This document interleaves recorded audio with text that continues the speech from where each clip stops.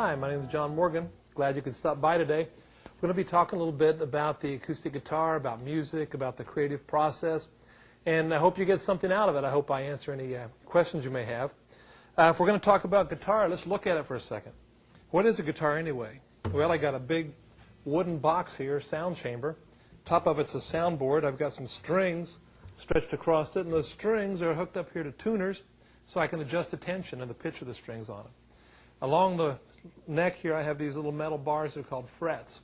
What happens when I push down on the string, it stops the string and essentially shortens the string to that point, causes a different pitch.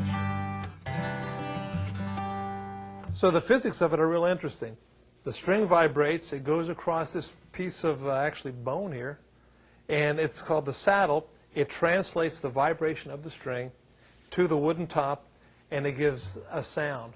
And the acoustic guitar in its current state has been around for several hundred years, probably 400 years.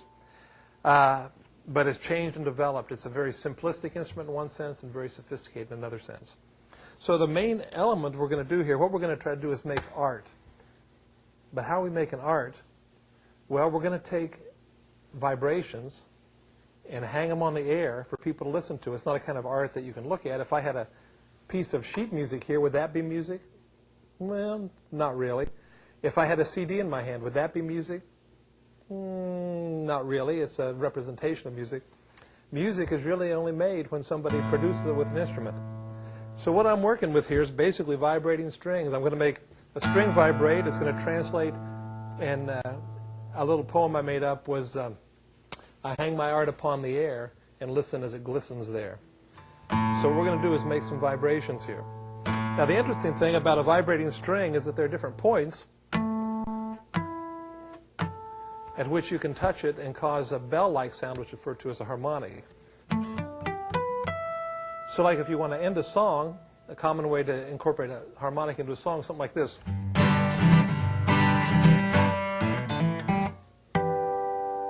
Kind of a typical, almost country western or folk ending. But there are other ways to incorporate harmonics in. This is a piece where I actually, instead of plucking it, I will slap the note.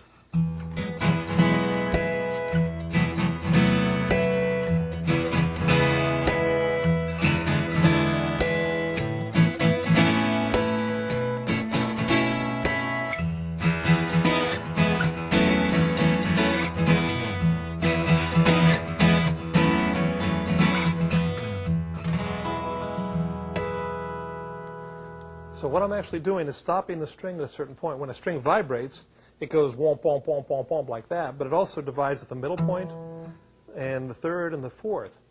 And it vibrates in these different areas, so if you touch the string at that point, that's where you get those harmonics. Here's another example of a song where I've incorporated some harmonics.